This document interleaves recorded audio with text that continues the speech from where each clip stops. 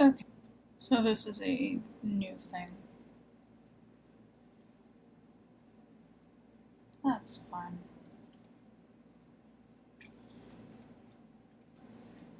I'm trying to use a new thing, so you'll bear with me.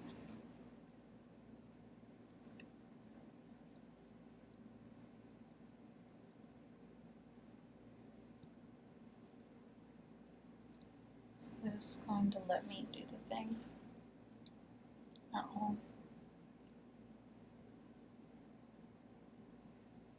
I don't want to learn more. I wanted to close that. Stop it.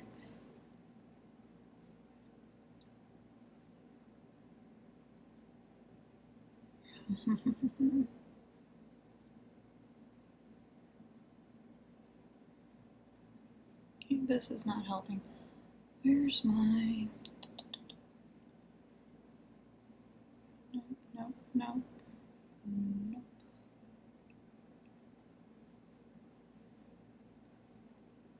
Let's try that.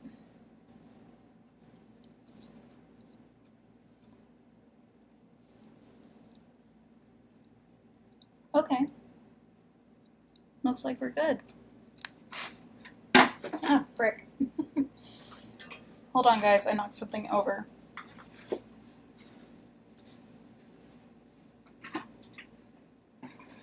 Okay. Now, quick question. Are y'all able to hear me right now? Because my stuff is all over the place.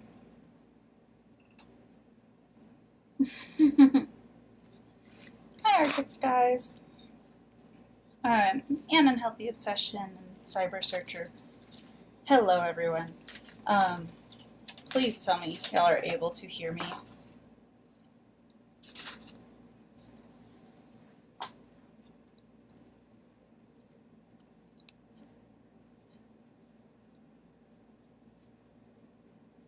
I am completely unorganized today.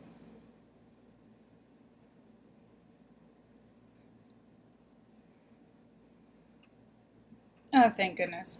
So my friend Ethan helped me set up a new way to do this whole um,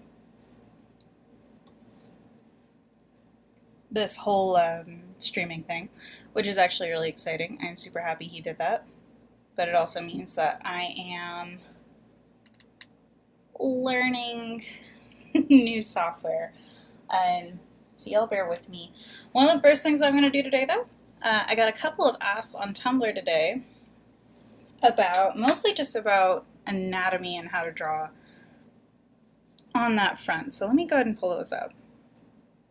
Side note, if for whatever reason you're watching this one live, or you find that your time zone just doesn't line up with how I usually do these things, I am on Central Time Zone. That does affect how and when I do my streams.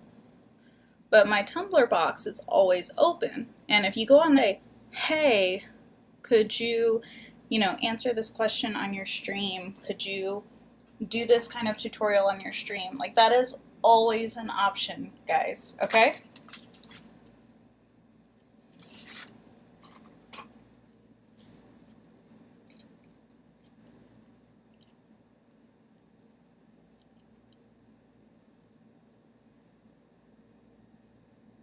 And again, y'all just bear with me because I am low-key eating lunch right now. I was supposed to get my room cleaned today. It has not happened yet, but progress has been made. So we're going to take that as progress. We're going to take that as a win. Yeah, today's a little earlier than I normally do it.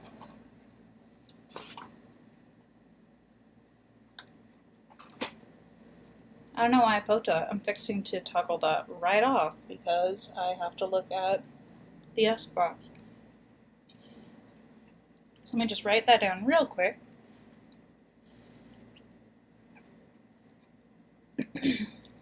And pretty easy to read stuff. Please say PM.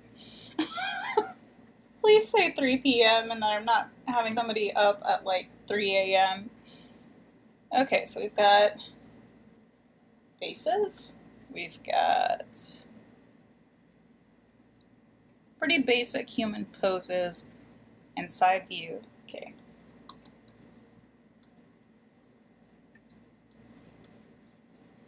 Okay, so faces and side view poses, that's what we're going to be part of this. And I actually don't have much of an agenda for this today. So if you guys have thoughts on what you want to see, speak up. We got plenty of time for all that today. One of the things that I am liking, clothes? Yeah, let's add clothes to the list. Let's see. Alright, one of the things that I am liking about this is it looks like you guys can actually see my cursor and see how that's going through. Which I feel like, originally my hand kind of hit that. Oh, that's funny. It's only that part, huh? That's alright. That's the important bit. Let me see.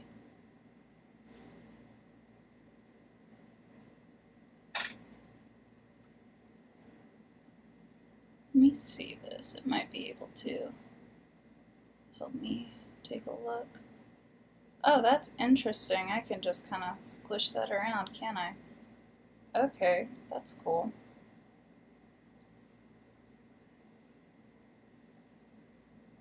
Sorry, again, learning new things. So this is definitely something a little bit different. So what I'm going to do actually is I'm going to squish this in a little bit to see what it is I'm doing.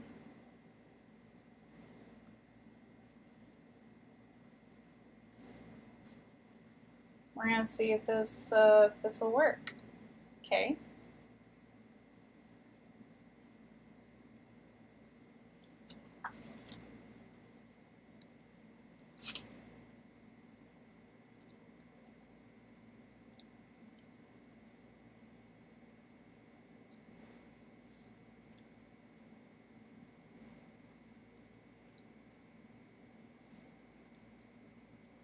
Yeah, let me add that to this too. And we're just going to go with this kind of a setup because the layers aren't as important for this today.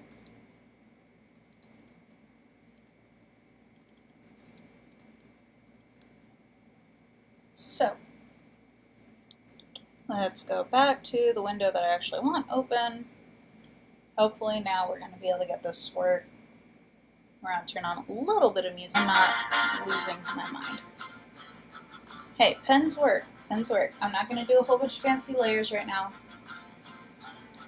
We're just going to do basic stuff. And y'all tell me if for whatever reason the music is, overshadowing what I say. I am still working with my laptop's mic, looking into fixing that. But that's where we're at right now.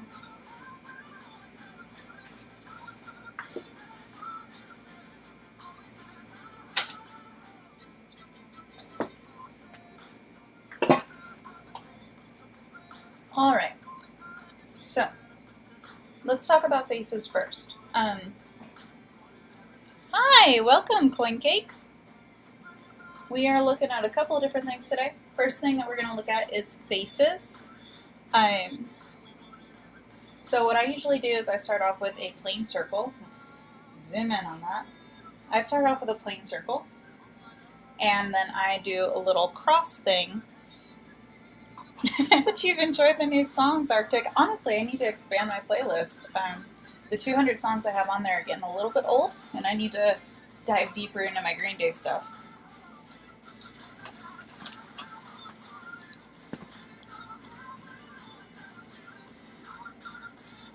So once I've got a circle on here, what I usually do next is, figuring out where the face is going to be looking. Let's do this, side pose. So what I usually do is I do a little cross, and that's going to be, nose and eyes, alright? That's what the goal of this cross is. And you especially want to kind of curve it a little bit with how your face is going to curve. And then you plan out, how the overall face curves, even with the, the nose and the mouth jutting out a little bit. The next part that I get into is kind of hammering out more of the basic head shape. So we're going to go ahead and say that I'm drawing Kai because I like drawing Kai. So you go into the cheeks. And keep in mind that the way that I draw faces and heads it is stylized. It's different from, you know, straight up good anatomy practices, but you still want to know your anatomy before going in. So drawing off of a reference will help you understand this. Let's say that I drew a circle right here for the ears. And the cool thing about ears is the top of the ear lines up with the center of your pupils. The bottom of the ear lines up with the bottom of your nose. So that can be a fun thing to remember for drawing your face and keeping your face in proportion. The next thing that I can do, or that I prefer to do, is work on the eyes. Now, it's an important thing with eyes to know how they look from the front and from the side. You know, with Kai's eyes, you look at them from the front. You look at them from the front. They're more like this. A little bit of a lag going on, that kind of sucks.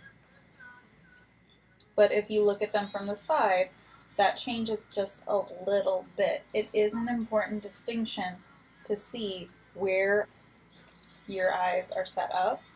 And you can see it more with stuff like Jay's and Cole's. Jay's eyes are a little bit rounder. You can see from the front that they have more of a round shape. But if it's from the side, it's definitely going to be more of a triangle shape. Okay? From there, you can kind of go in. Now, Kai and Nia don't have this as much because of the way their facial structure is, but there is a little divot here where the nose comes out, and then you go into the upper lip.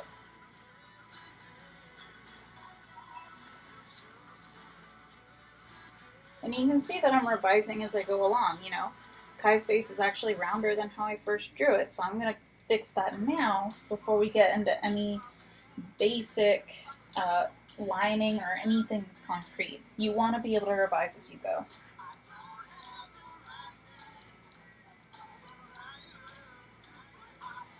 And once you have that basic thing set up, you can add your eyebrows, which sometimes, you know, if there's a little bit of a bump out here, but not very often. And then you can go into the hair, which the way to approach hair, one of the best things that I ever saw was a Tumblr tutorial, and it said to start with your hairline, especially for characters that have close cropped hair like Zane. Kai doesn't have that quite as much. I kind of just go wild and give him, you know, wild and crazy spiky hair. But knowing how your character's hairline sits and where that sits can help you figure out how to give characters close cropped hair. And this whole process, no matter which way your face is looking. So if we're looking up,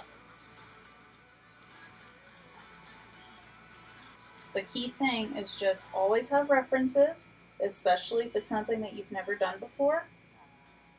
And remember to use those references a lot.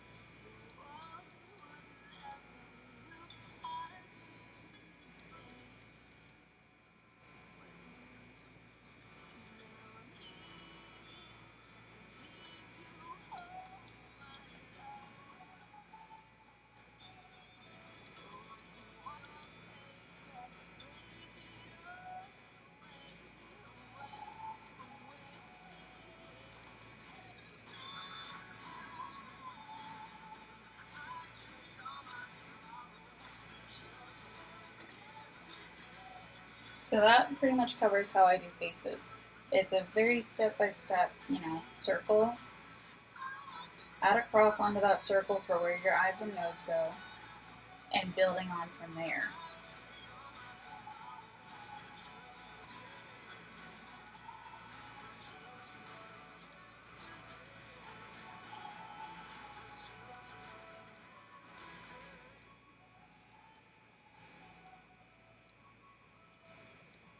Fun fact, you can usually line up the bottom of that circle with where your mouth and nose are going to go. Clearly, for different characters and styles, that's going to change up a little bit. But again, this is just approximation type stuff. It's nothing concrete, nothing really, you know, you have to do it this way. Let's skip that.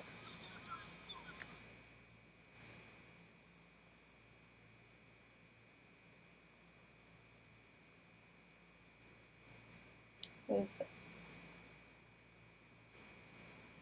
Oh, yeah, no. Yeah, we'll keep that.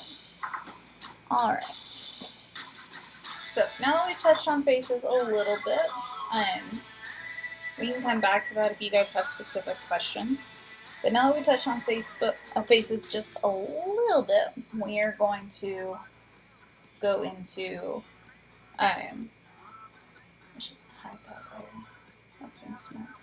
we're going to go into poses, specifically poses from the side, since that's what the. So, you know, if you look at a human body from the front, it's pretty easy. Even if we're posed differently, the basic setup is pretty symmetrical.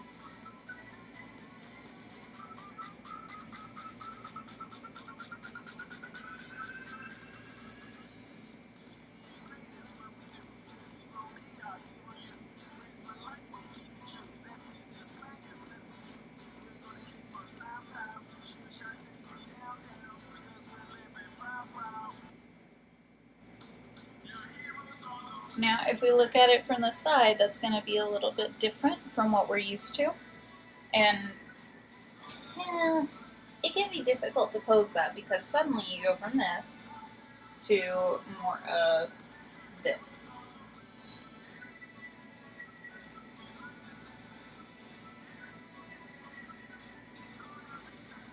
And different bits stick out and different bits, you know, don't. So it can be difficult to plan out, you know, what to do with all of the limbs and everything at your disposal.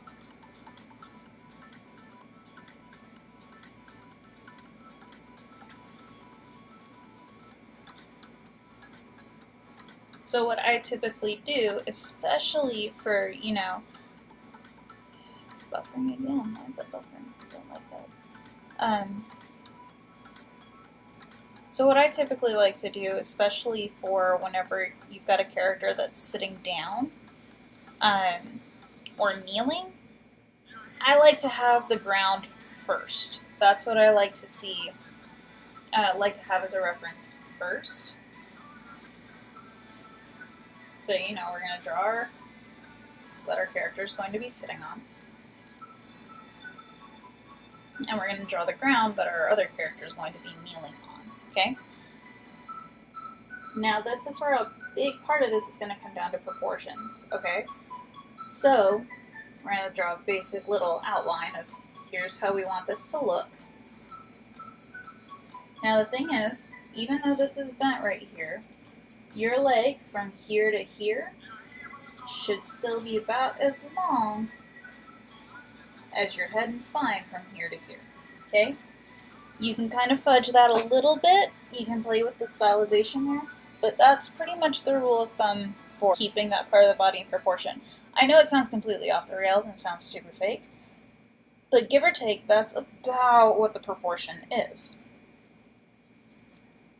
And so once you get that basic lineup of here's the spine and here's the legs to be, we can go in and add stuff like here's a foot. Here's going to be where the arm is.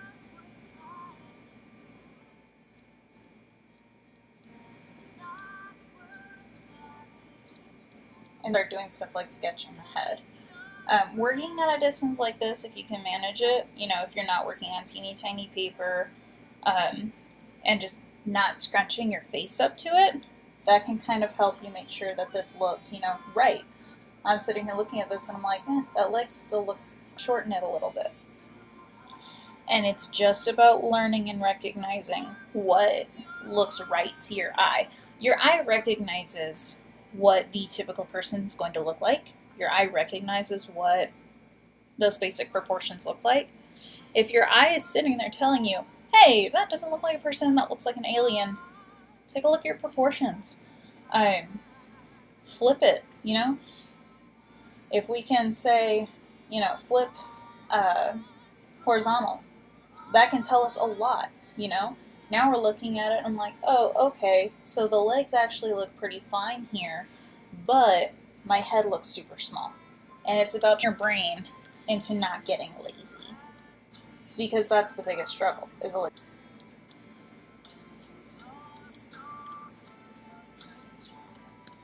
flipping the canvas for digital art is one of the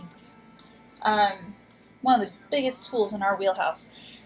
And here's the thing, it is not just a tool limited to digital art, okay? You can still do this with traditional art. It is a little bit more difficult, especially, you know, depending on what tools you have at your disposal. Are fancy and they have an actual light desk that they can do. Other people, like myself, for a really long time, if you just hold that piece of paper backwards up to a window to where it'll shine through and show you your lines from the other side, that's good enough. So long as you can see it flipped and you can see it from a different point of view, that will help you with your proportions a lot, okay?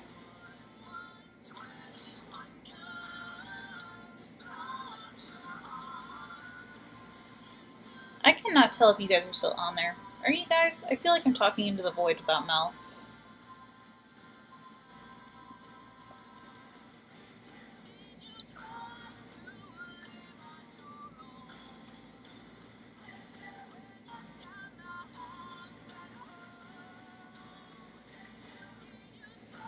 Alright.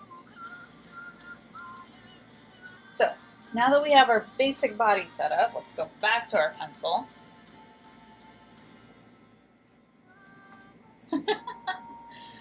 Glad to know that my ramblings are not going unheard. So once I have the basic skeleton here, what I do is I go in and I build that. That means lining out the basic, basically we're giving our skeleton muscles at this point.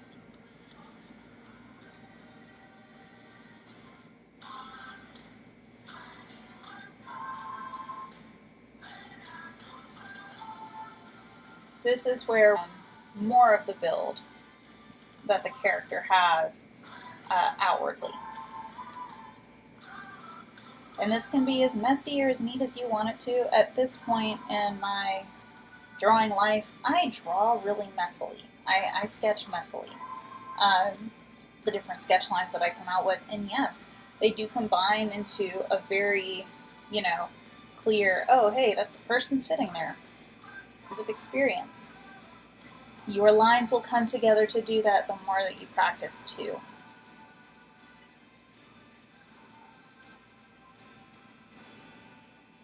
You know, I'm glad that you guys are doodling along. That makes me really happy.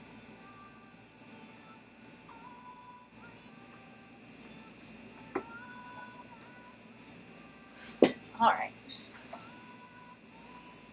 Wow, I listen to depressing music. Ever noticed that? So again, we can go back to, you know, drawing faces. So let's go ahead and I'll make this a little bit darker so y'all can see it better. One of the ways that I like to show like true smiles or really big smiles is by closing the eyes. It's a common thing. You know, anime eyes. I like it. I like it. One of the biggest ways that you can show emotion, though, is by combining use of the eyes and eyebrows with the way that the mouth is.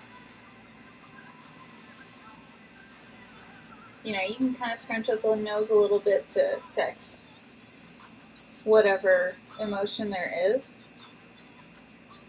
But the biggest emotional cues are going to come from your eyes and your mouth.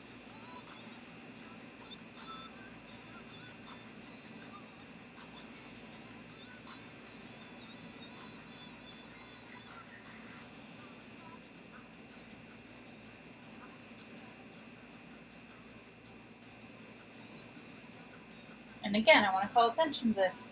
Eyes and nose line up with the bottom of the ears, the top and bottom of the ears.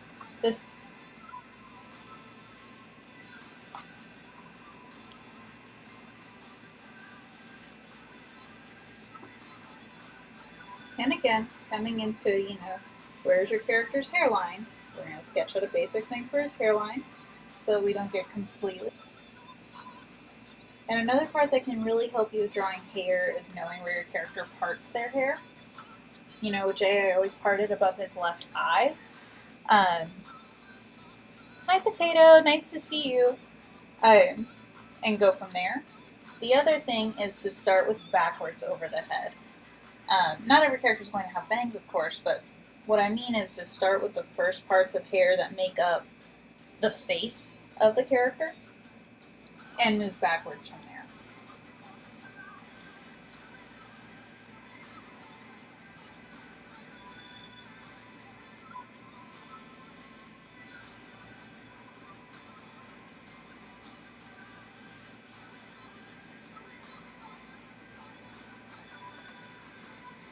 Alright, those of you who are interested in learning to draw clothes, we are shifting gears to drawing clothes right now, okay? I'm going to show you how to draw Jay in a basic t-shirt and jeans, and then I'm going to draw, and then I'm going to go with a Ninjago, okay? What I tend to do for drawing clothes is I tend to go over that with a red whenever I'm wanting to make a difference between the two, because it helps me differentiate. It's a personal choice, whatever. You should still be able to see it because I'm going to make him a whole lot lighter. I'm going to lower the opacity on that layer so that we can see what I'm drawing, okay?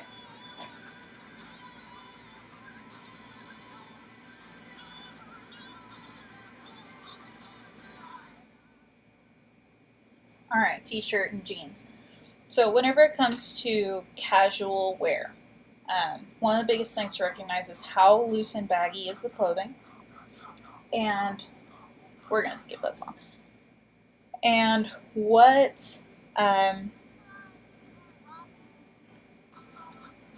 on, give me something good, please, thank you. What level of baggy / tight clothing is it, and what is? Now, you can look at your own wardrobe to kind of get a gauge for this, or you can look at stuff online. Again, references are key. References are your best friend, okay? Your new best friend as an artist is going to be references.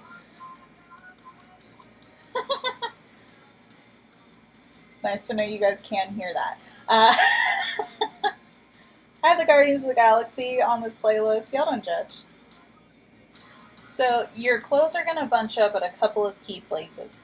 With this t-shirt, it's going to be basically a plain cotton t-shirt, so it's going to have a little bit of a hug on it and not a whole lot of stretch, okay? So any place where your body kind of scrunches up, like right here, Jay's stomach area where he's leaning in a little bit, loose clothing is going to scrunch up in a very non-uniform way. It's just going to kind of pile there for a minute. And depending on how loose sleeves are, you know, again, this is just a plain shirt. The sleeves want to keep one of those things, if it's just plain like t-shirt polyester, not really cotton, but I'm going to call it cotton because I'm from Texas, it's going to be stiff and want to hold its shape pretty well. So your sleeves are going to be kind of stiff here. They're going to kind of stick down a little bit. This is going to be doubly so if you have a shirt like a polo that would have a cuff here on the sleeves, okay? Anytime you have fabric where it's a seam, you know, where the fabric has been stitched together, or it's a cuff where the fabric has been folded because that's the end of it and it's been cuffed so that it has a little bit of reinforcement, that cuff is double the thickness of the rest of the fabric. So even if it's like silk and it doesn't have a whole lot of stiffness to it anyway, that cuff is going to be just the slightest bit stiffer than the rest of the fabric, okay? And that is just, I know because Mom does seamstressing.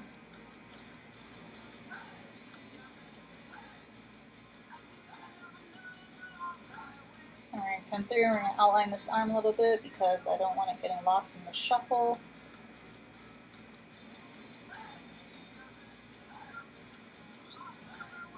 Now, it may be bunching right here because of the scrunching together of the stomach here, because that's, you know, scrunch.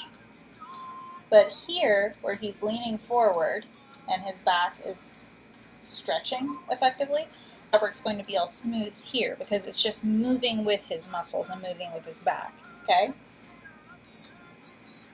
we're going to move down here and we're going to draw some pants. Here's the thing. I greatly dislike drawing jeans. I just do. But I can draw them.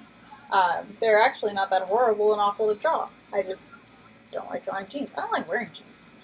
Uh, but, jeans have a pocket, and you can kind of suggest, hems and cuffs and all of that with kind of a sketchy line. And jeans are stiff fabric, okay? So stiff that they kind of don't want to do as much as other fabric will. So this is going to be bunched up because of the knees there, but also because the jeans don't want to do a whole lot of slipping.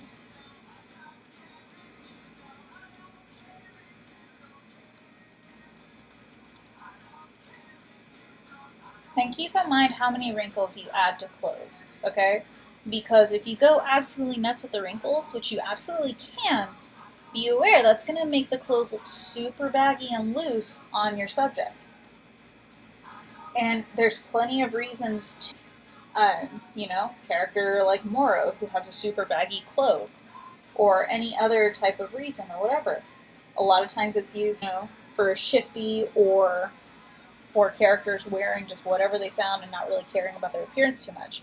Like, it does have a purpose in mind that it will have an effect on how that character is seen.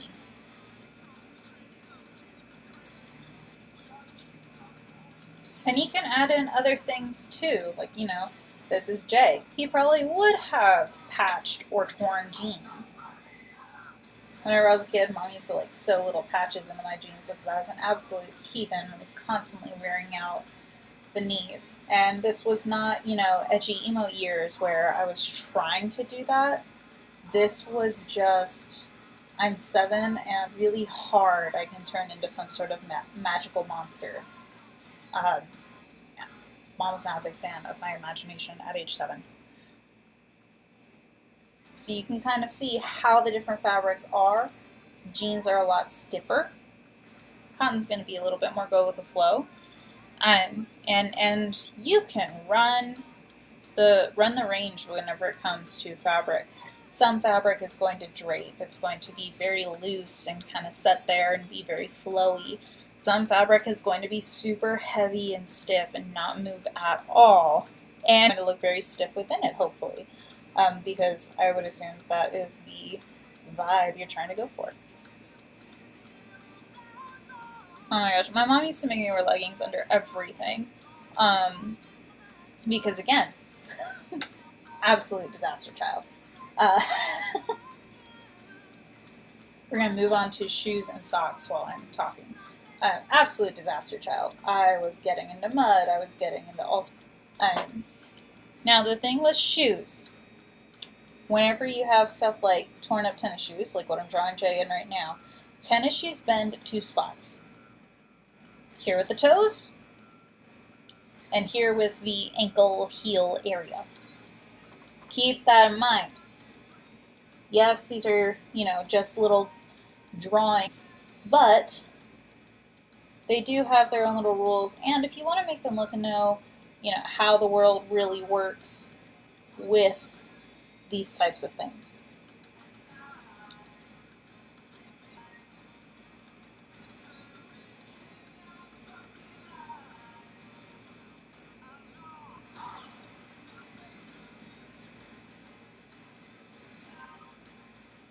What's a thing?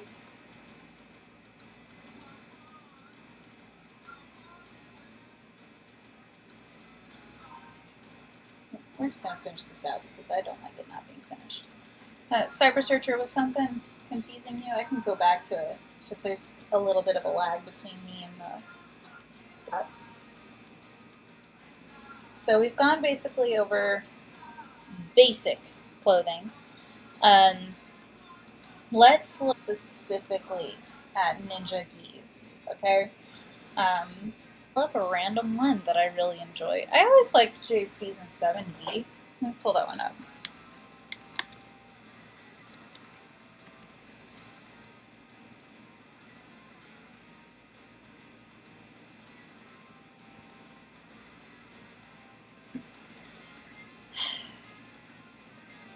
There we go.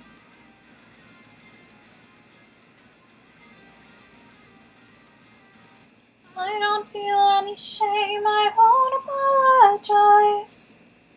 And there ain't nowhere you can go. Oh, yeah, no, here's the thing with me. I'm the oldest of 4 kids, and at the time, I was the oldest of 3 sisters.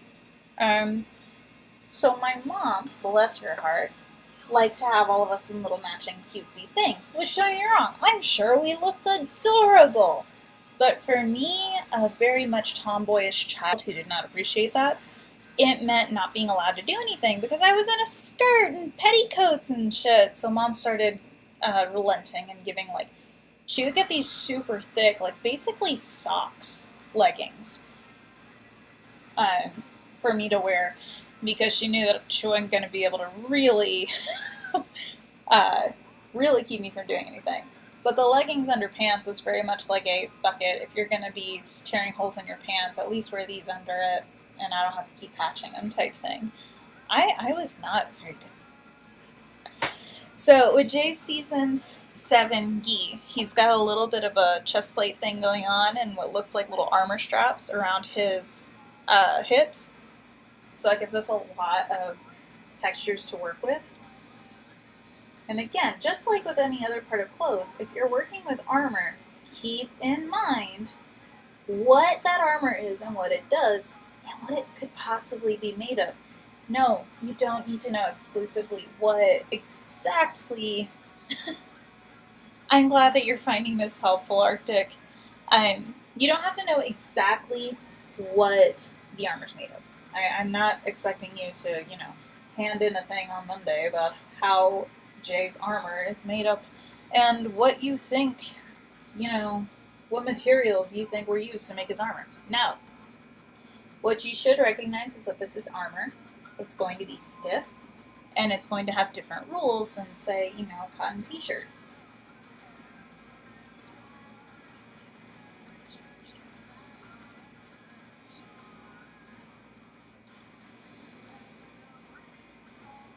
We're going to get that a basic one. Looks like it is kept on mostly with a belt that goes here.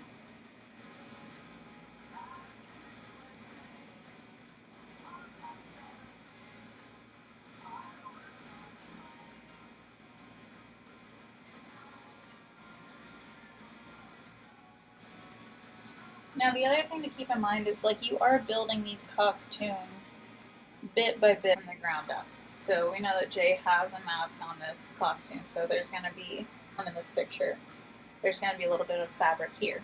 That means we don't have to worry about that strap on his right shoulder. Woo!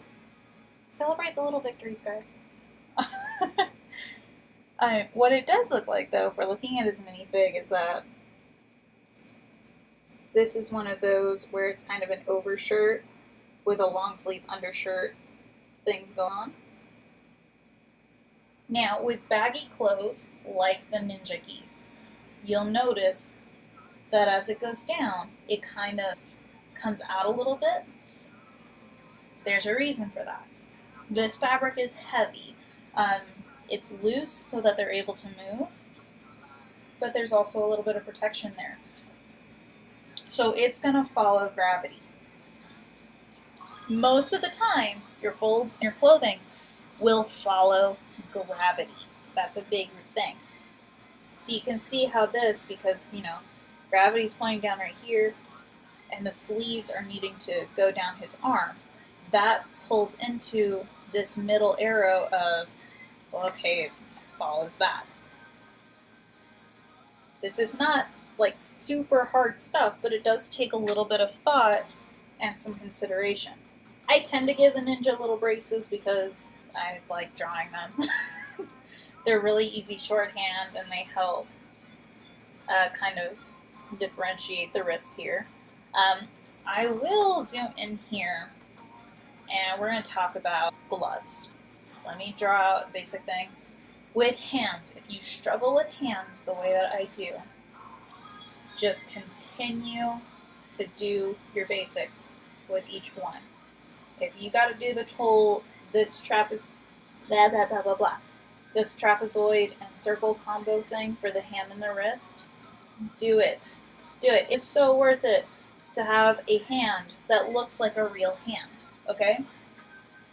So if we go into gloves, there's as many different kinds of gloves in the world as there are any other type of clothing.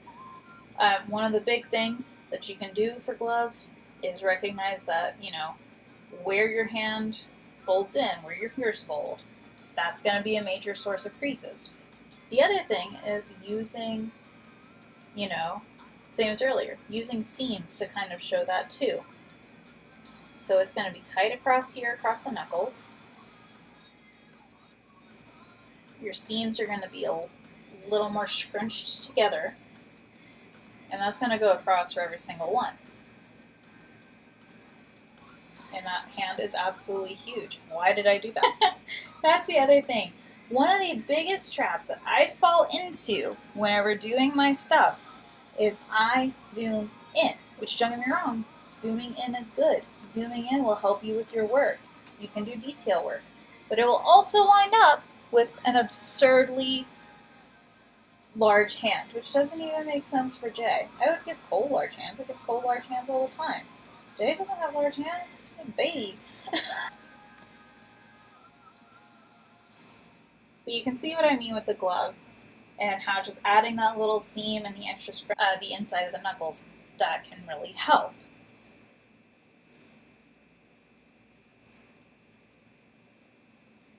Now let's go in and see. Looks like he's also got a little belt thing tied in here. So big thing about knots. You can see that I started with thick lines here to kind of get that, and then smaller lines on the inside to give the look. You can then come out and coming from this little area in here, you can come from the rest of the tie.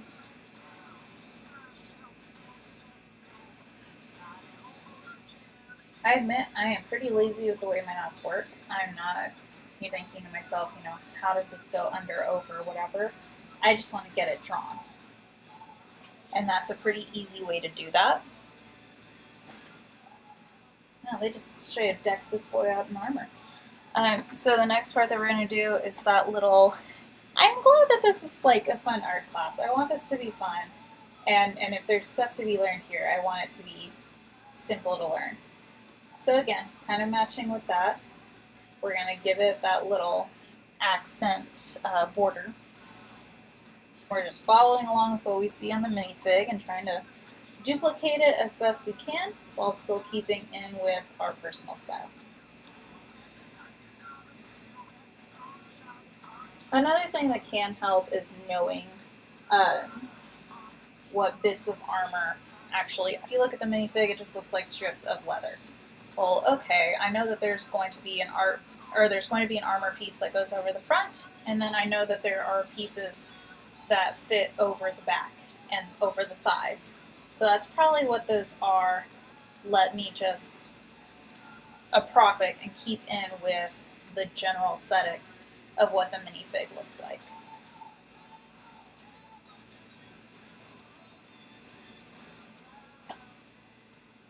And from there we can go into here. Now looking at this, it looks like he does have what a lot of the minifigs have, which are like these little ties right around the knees. I'm not gonna lie, I don't know what those are. I haven't done the research into what they are. I haven't done a lot of research into ninja clothing because, this is what I do. But for the most part, they go around the knees. We're going to draw through. And we're going to give it those fun, creasy things. Go nuts with these. Okay, they're wrapped around his knees. They're going to be full of folds. They're going to have all these different things. Have a little fun there. And again, the follow gravity. So it's going to go down here, and it's going to want to follow that, even if there's not a whole lot of give for it to have. Let's see. And it looks like they do have the little slippers. Y'all forgive me for any inaccurate terms. But it can be really little things, like, a fold right here at the back of the ankle.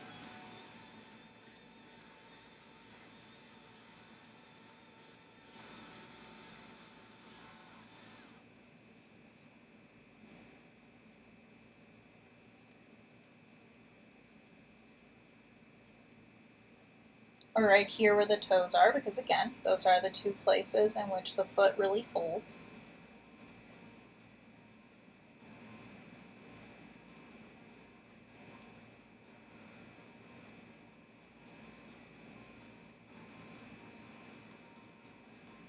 And then you can kind of just silhouette behind him and give just a little bit different of a pose for that right limb that we don't really see a whole lot of.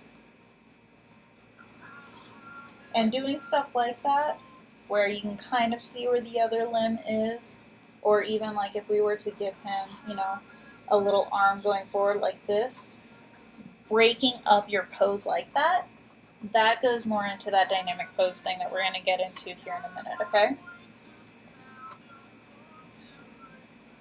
Oh, it's already been 45 minutes. So I'm going to make this like an art class shtick thing. We're probably going to be done here in a bit. Oh, let me check that real quick. All over the place, y'all. Just so you guys know, I don't know if I've said this like actually online before. I love asks. Please send me asks. They're actually the best, and I especially love asks that are like, you know, can you continue this, or can you show us how to do that? Like I really like it because it's a source of interaction with everyone else in this fantastic fandom. So yeah, asks are the best thing. I know we've got a couple of new people on here. If you go to Arenas Ninjas on Tumblr and you ask things there, I can either answer them on the, which is the default, or I can answer them on here if that's specified in the ask. Okay, so let's see. We wanted to go, and kneeling, I think, was also specifically said in that little ask. Let me pull that up. Yeah. So, yeah, sure, Potato, what's up? I can write it down. That's it. Go ahead and erase all that. Got some emo music going on, so we got. But I deleted J. Oops. Alright. So hit me, Potato. What do you need?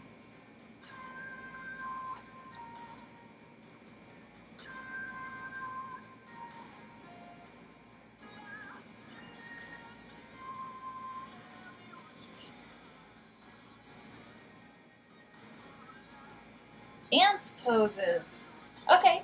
Yes. While I'm doing kneeling, if you wouldn't mind, what kind of dancing you would like. You know, I know that my mind always skips to like ballroom or ballet, but there are a million dances in the world. You know, I myself have done the Cupid Shuffle and La Cumbia.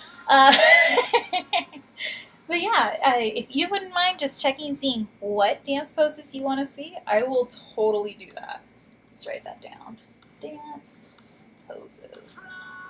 Alright. So let's say, you know, we got a character kneeling. For whatever reason. You know. Ballet.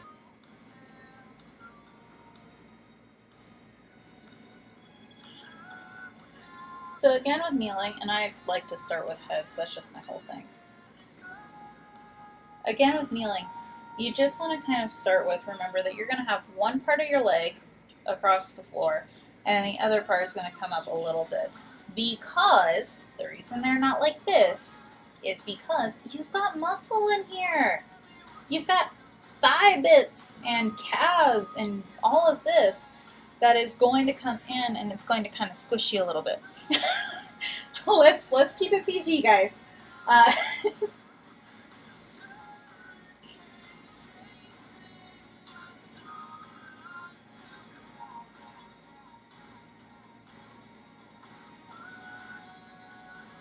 Alright. And we're just going to have this be Lloyd because I like messing with Lloyd.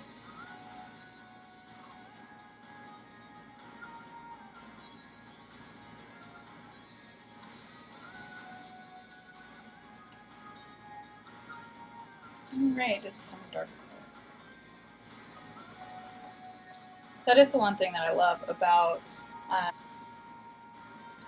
digital art that traditional just doesn't have is the back buttons. Yes, you can take an eraser to it, but it's just, it don't hit the same.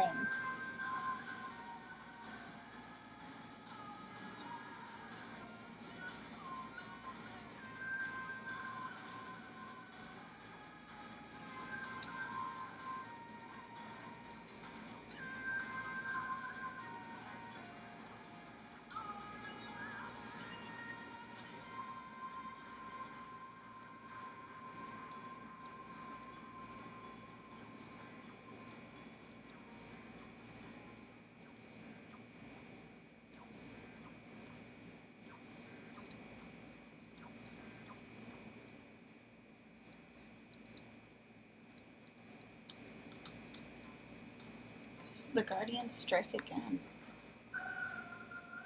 Oh, let it stay. Let's see if I get copyright claims.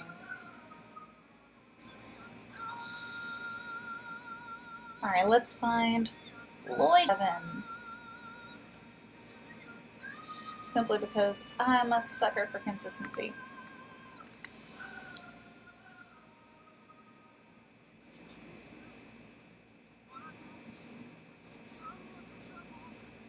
Lloyd, you're such a little nerd. Where's your season 7 suit?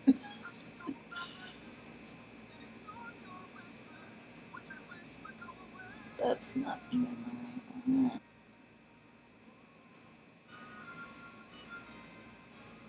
You're not a voice. You're just ringing in my ear. I heard you, but I don't. Spoken for, I fear.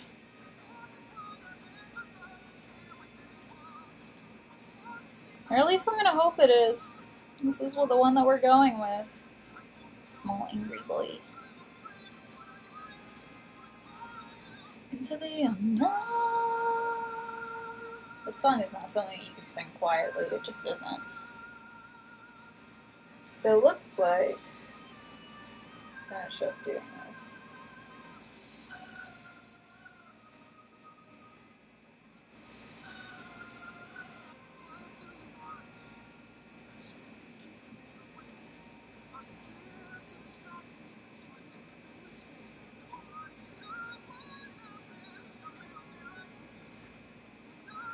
So again, you can see I'm kind of running into a problem here where I'm running the leg. This is what I mean by like having to pay attention to that a little bit.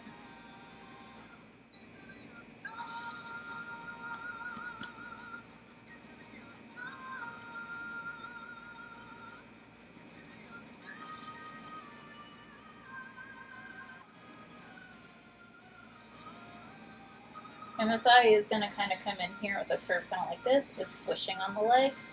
And the things are like, yeah, you can approximate like this.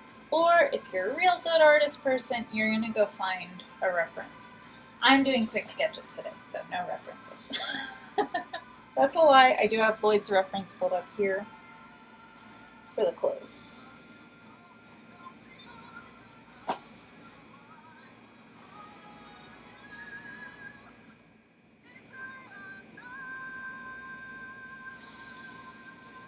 Yep, just a whole lot of nerds here. Go.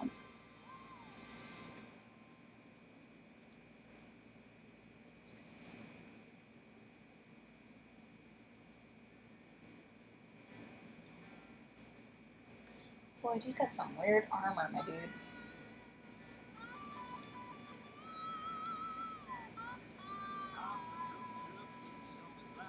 You drove mama crazy being a trucker's wife.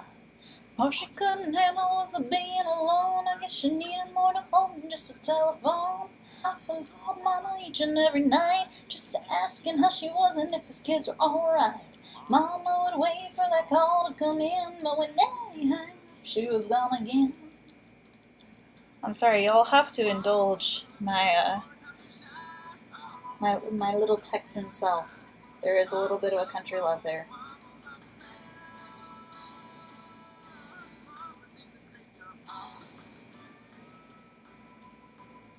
Really are the shortest short babies. but came home and it was just us kids. He had a dozen roses and a bottle of wine. If he was looking to surprise us, he was doing fine. I heard him call for Mama up and down the hall. Then I heard the bottle break against the bedroom wall. That old diesel engine made an eerie sound when Papa fired it up and headed into town. The picture in the paper showed the scene real well. Papa's roots buried in the local motel. Desk clerk said clear.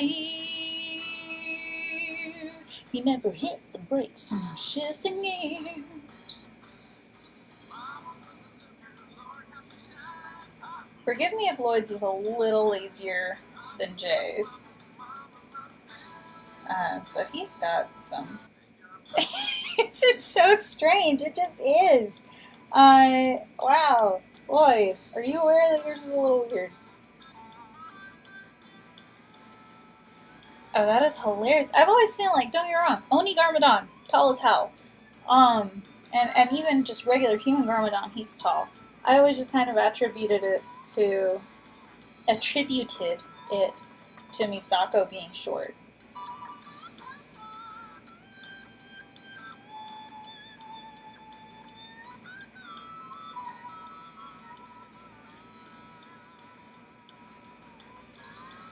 Oh, thank you. That's very sweet.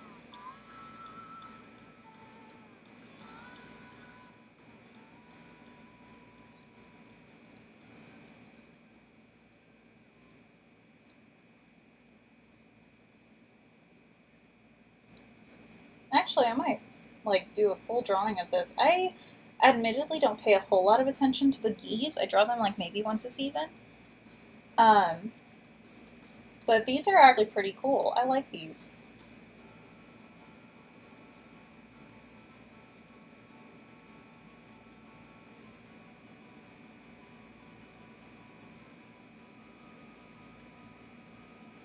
Coco does strike me as just, like, in charge and definitely physically intimidating. Honestly, what I would love to see is just she has that intimidating aura to her, and still be short as hell. That would be fantastic to see. So yeah, that's how you can get that kneeling look, or sitting. A large part of it is planning out where are they going to sit. And once you can figure out, like, dependent on your spine and your legs, because those are the main factors in sitting down. Your arms can do whatever the hell they want. You can pose them like they're talking. They can brace themselves against things. But your legs and your spine are what determine how you're sitting and kneeling. They determine whether or not you're going to be sitting up like this, like how Lloyd is, or whether you're more like bowing on your knees whenever you're kneeling. So kneeling and sitting, spine and legs, that's what they come down to.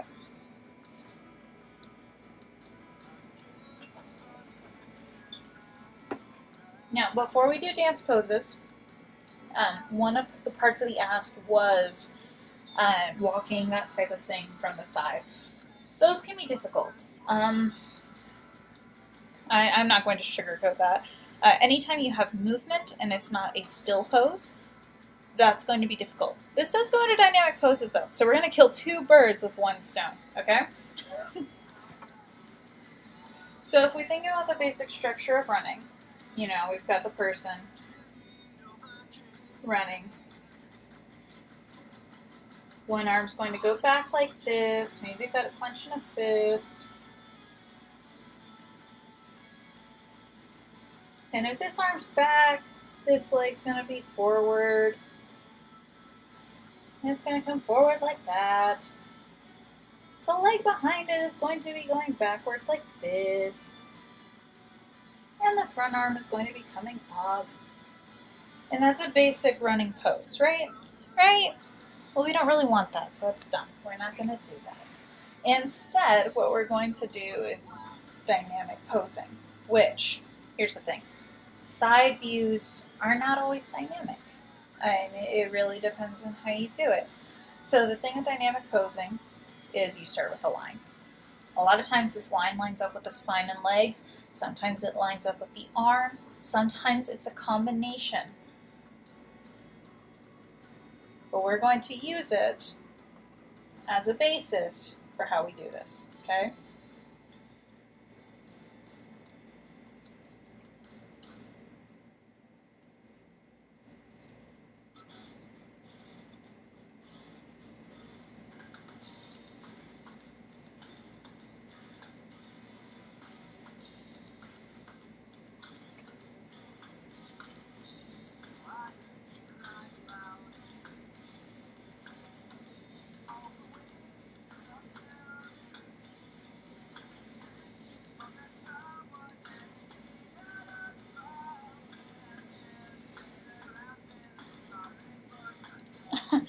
But you like Ninjago, and honestly, what I want to do is write it out. I just need to sit down and actually do it.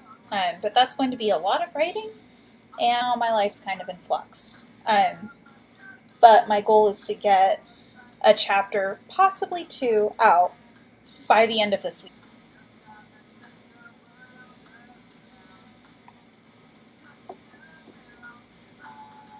When I come around.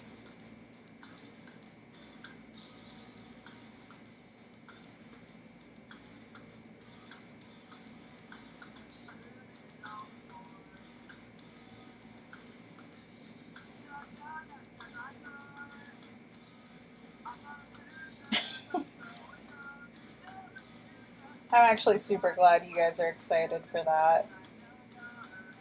That makes me so happy.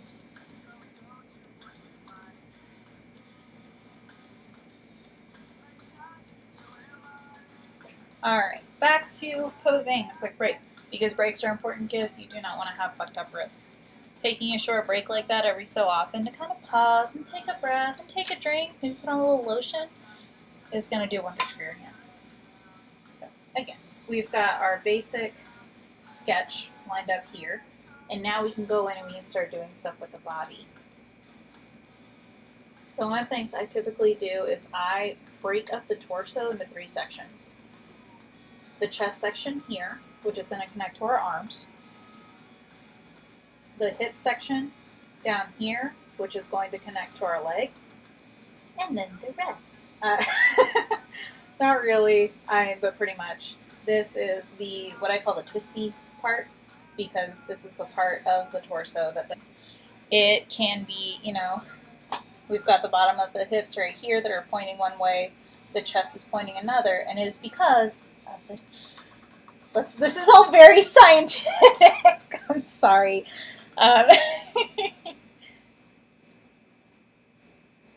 But it's helpful to think of the body in shapes like this.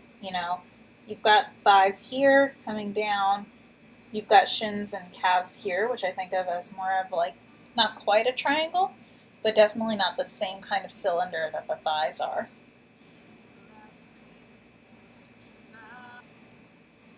Oh, this song is sad.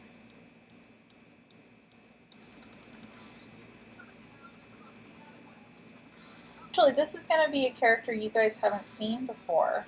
This isn't Ninjago at all. Well, if you've been to the streams a lot, you might have seen her once, maybe.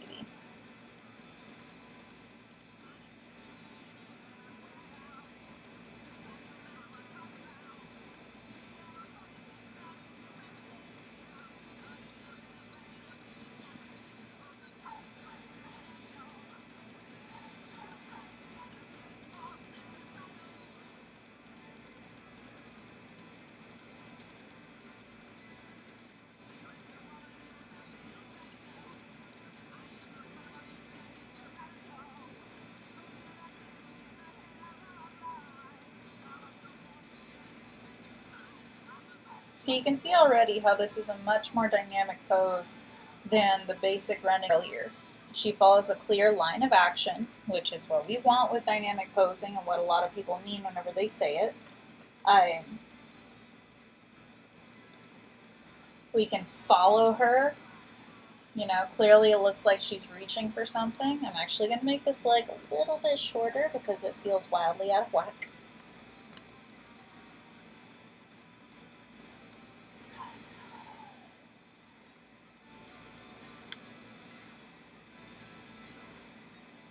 Now, whenever you notice mistakes like that, fix them then. You do not want to try and be fixing mistakes like 12 steps down the line.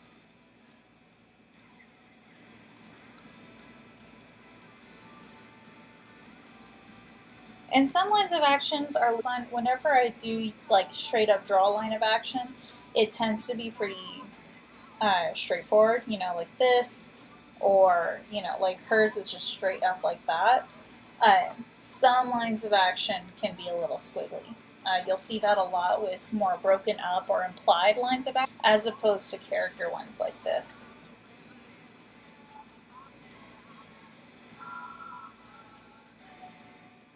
We're going to get into a different kind of clothing here. We're going to see if I can remember this old design. It's a very long time ago.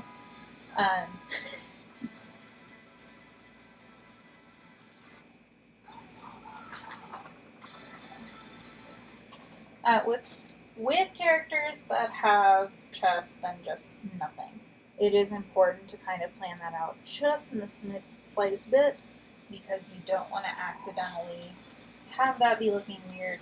That's a really unfortunate part of the body to have people be scrutinizing.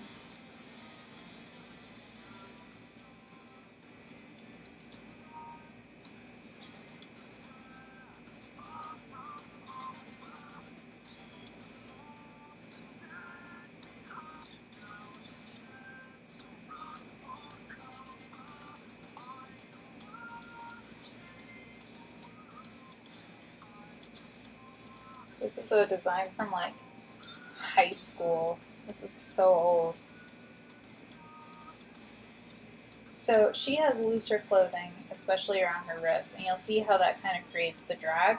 Again, we've got gravity pulling it down, but the action from her to go forward. So we wind up with this hole being pulled back in this direction. Look.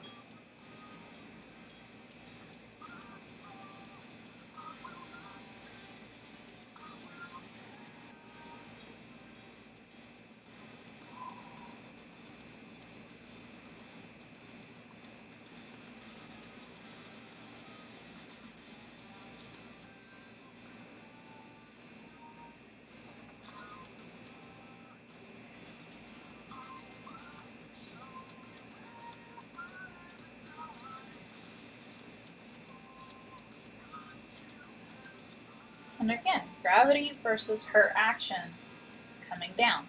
Gravity is such an important thing when drawing stuff like clothes and hair, in that it does have a role, but we can disregard it from time to time.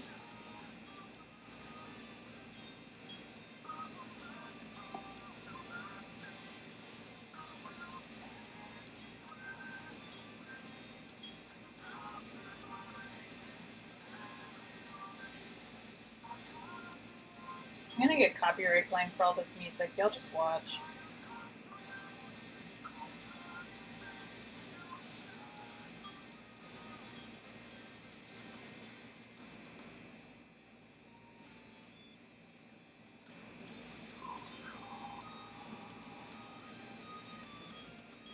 Really see very often with a ninja, they tend to have very curly hair. But whenever it comes to long hair, the longer a stroke that you can manage, whenever it comes to, you know, hair that you want to look flowy and pretty, the longer and smoother a stroke that you can manage, the better.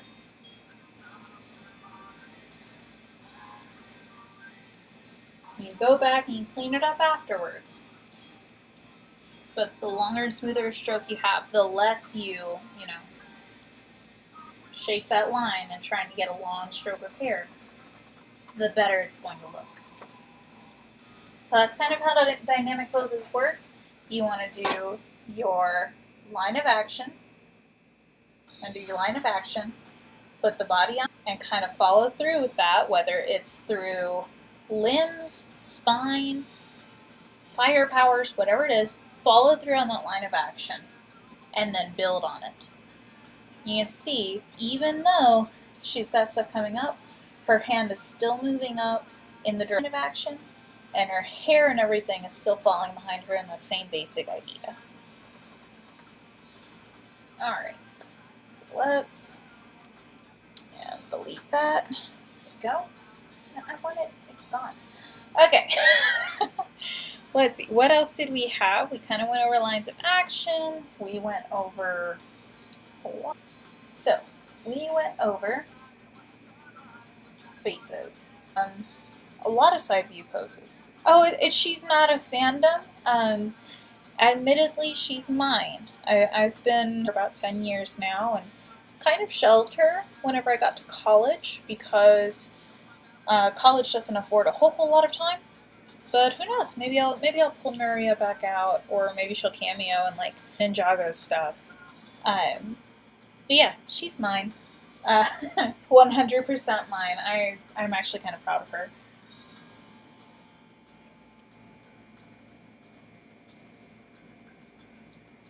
We went over clothes, dynamic poses. So we just have a couple more. She is floaty. She flies.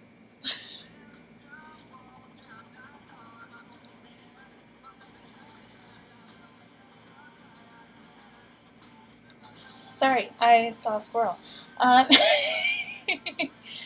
What are we doing? We're doing a couple more side poses. Alright, so I'm going to real quick go over walking and running. So one of the biggest things in walking and running that I personally have dealt with and have personally seen accidentally happen for people is this misconception that walking and running occur within the lower half of the body. To an extent, this is true. You know, this is movement with your legs, but I dare you to get up and to walk around without at least moving your shoulders or moving your arm.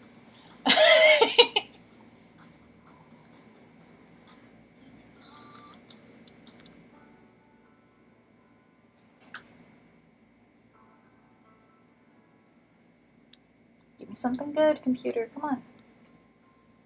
Let me see. That is good, but I'm not feeling it. Let's go. Okay. So again, dare you to get up and walk around or run around without moving your arms or your shoulders in some way, okay? So with that in mind, remember, walking and running is motion. You are doing this with the intent of going somewhere. And we tend to kind of lean in the direction that we're going. With drawing an animation, we exaggerate that. It's, what's the term for it? There's a term. 1 second.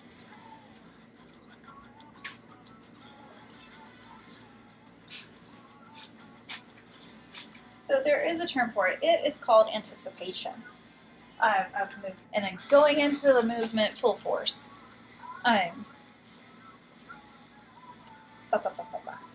So whenever you're walking or running, lean into that movement just a little bit. So we've got a character, you know, if they're standing right here.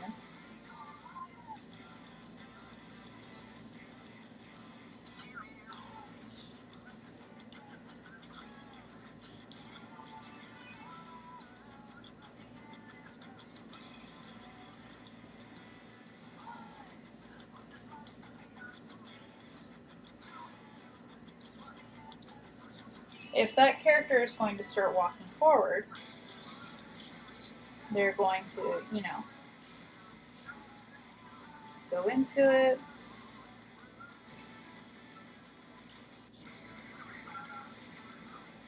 And in fact, that shoulder's actually going to come forward a little bit.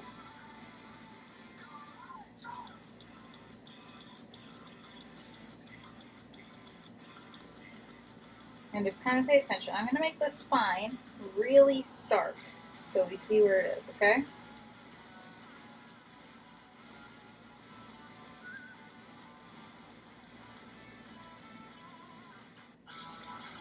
And walking is much more relaxed than running.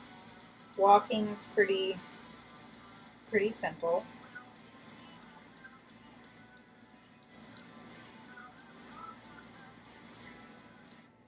So that's a basic walking pose, and you can kind of, I'm glad that this is rewatchable. That makes me happy. So that's a basic walk pose.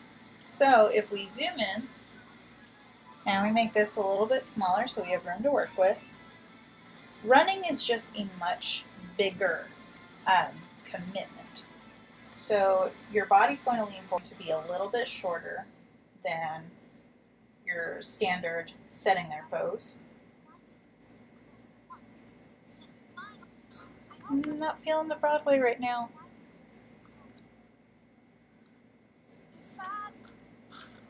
Let's get a little more green going here.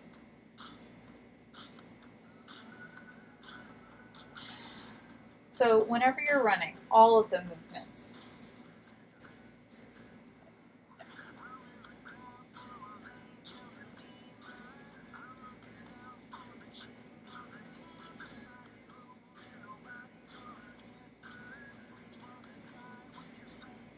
That's not right.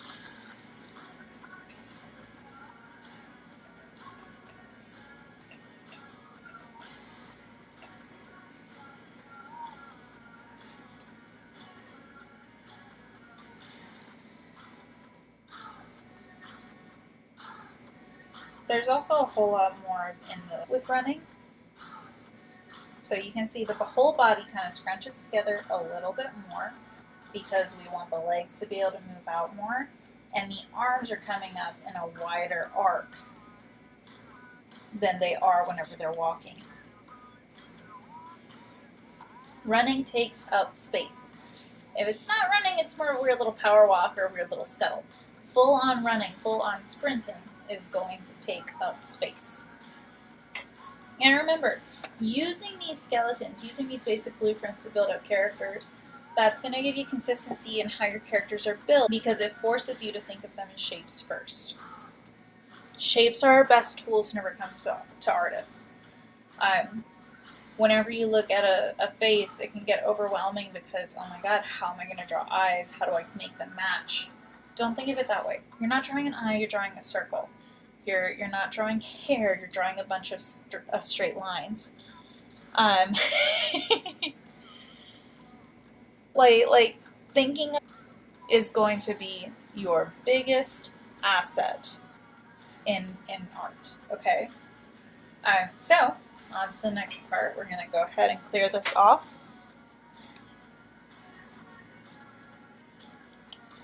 What else did we have? Let me pull that. Went over walk, run, faces. Yeah, I think we went over all those questions in the ask. So that brings us to dance poses. This is going to be the last part of the video. We're going to talk about it for, 30, 45-ish minutes because I'd like to be done with this by 4:30 because I do have disabilities. However, hopefully tonight, again, I can do another stream. Ooh, this song is violent. Okay, so we decided on ballet, right?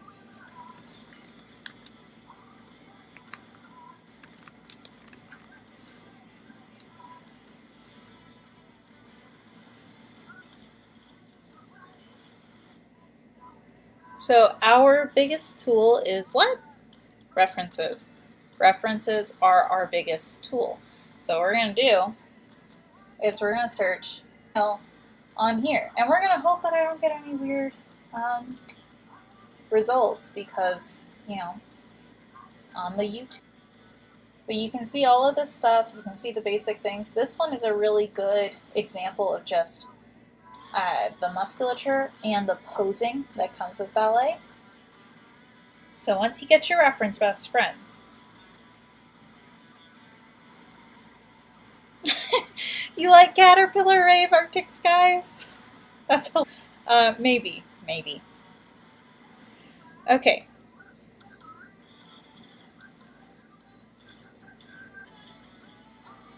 So again, you pull up your references, you look and you try to find the best ones that you can and try to look interesting to you to draw. If there's no interest in what you're drawing, then what even is the point? Also, just plain kudos to ballet dancers. I could not do it. Could not.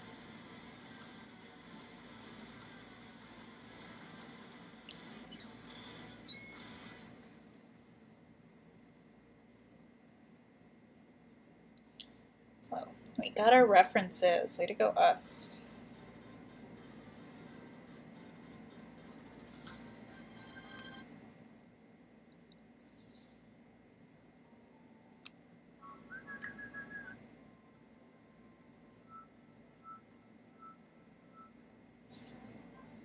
Sure, we'll do this one. Okay. So again, so I'm going to show you guys how to use references. There's two ways, which I've gone over one of them on this channel, and that's basically just tracing over the reference in your program of choice, or printing off and tracing with tracing paper is also something that's been done. I'm going to show you guys the other way to look at it, freehanding and just looking up and checking with what you do, and how to kind of approach that. One of my favorite methods is just on the spine and how that interacts first. So one of my favorite places to start is always, and it is okay to start and start again whenever it comes to posing, whenever it comes to practice. Practice makes perfect, and you're not going to be doing yourself any favors by refusing to let yourself practice, by refusing to let yourself fail. You need to give yourself the room to grow, okay? Now this method works for whenever you're doing stuff like Cole's a much bigger character than a lot of these pictures are. A lot of these pictures are live ballerinas. If I want to draw a big character like Cole, I'm not going to be able to just trace over them wholesale. So I break it down bit by bit. Start with the chest and move forward. Checking constantly, am I getting this done right? Does this look like the body type that I have for this character, or is this completely out of left field and I need to reevaluate how this is going? Again, giving myself the opportunity to, if need be, back up, start it, and redo.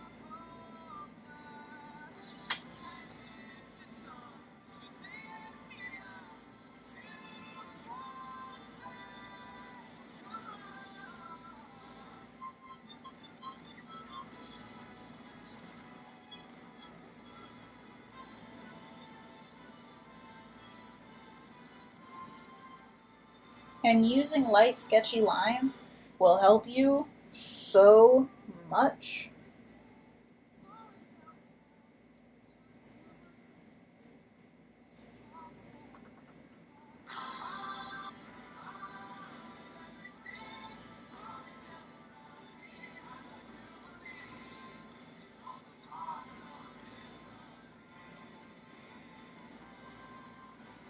And you, again, are fully allowed to tell yourself, hey, that actually looks kind of ridiculous, you need to back up. Because this whole process is about learning.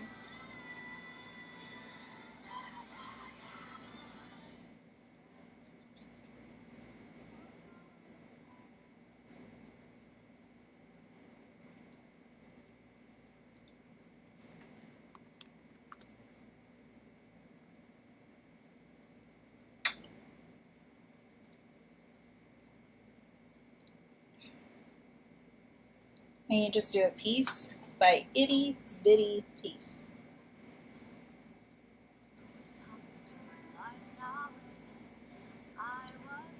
Nope.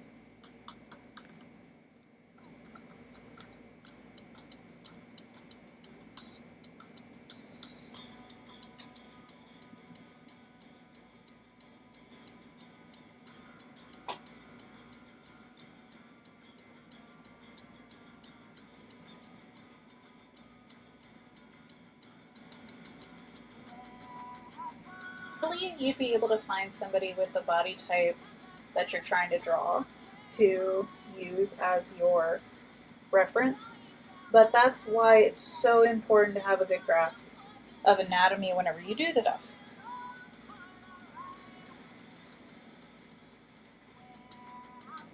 Plus, the ability to use yourself as a pose reference is actually really nice too.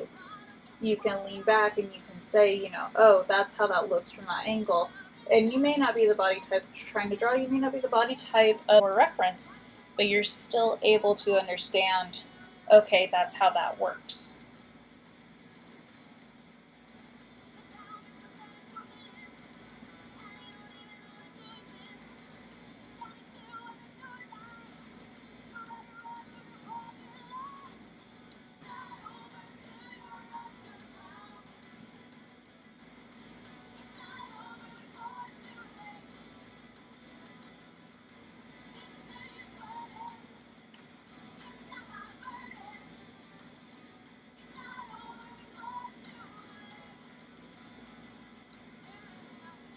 And learning how to draw from sight is something that's only going to come from practice.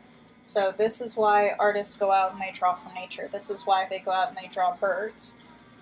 All of this stuff.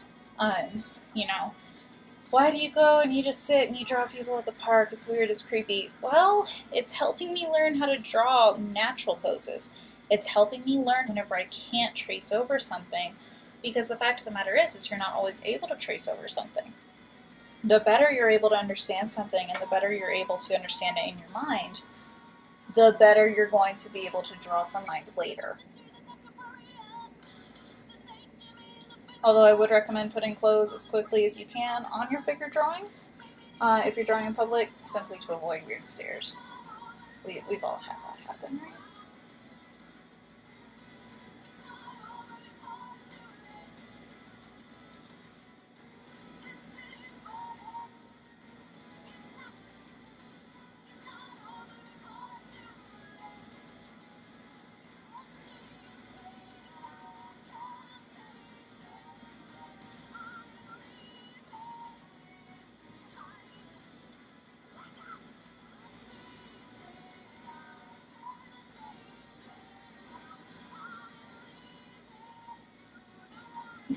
Oh my god.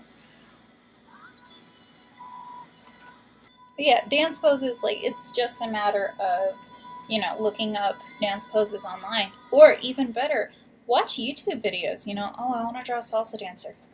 Watch a YouTube of a salsa dance with any, maybe you can pause it at the part that you want to see, or as a challenge to yourself, you learn how to draw motion. You learn how to draw watching something that is constantly in motion. That is 100% a good school learn. And that took a lot quicker than I thought. I'm gonna let y'all listen to Graffiti before we leave. In fact, I'll draw some Band-Aid stuff.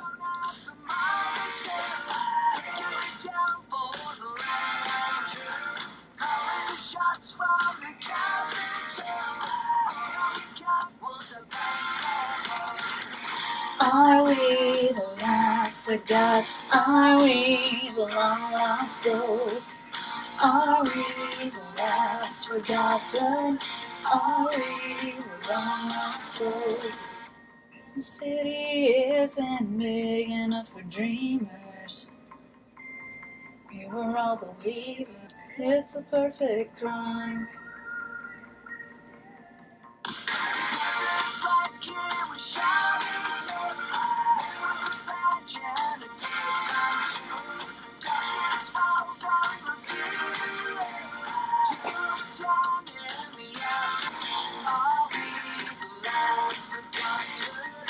Are we the lost souls? Are we the last forgotten? Are we the long lost souls? Let's go to heaven and graffiti, singing hallelujah. It's a perfect crime.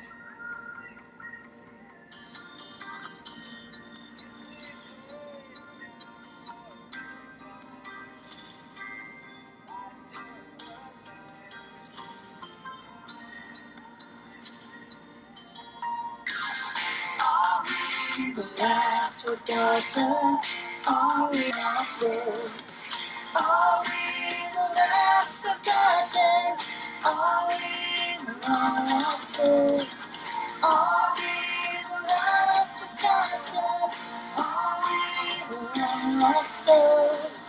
Are we the last forgotten? Are we the lost souls? Alright, y'all. Y'all have a good afternoon, and keep an eye out for another stream later tonight, okay? See y'all.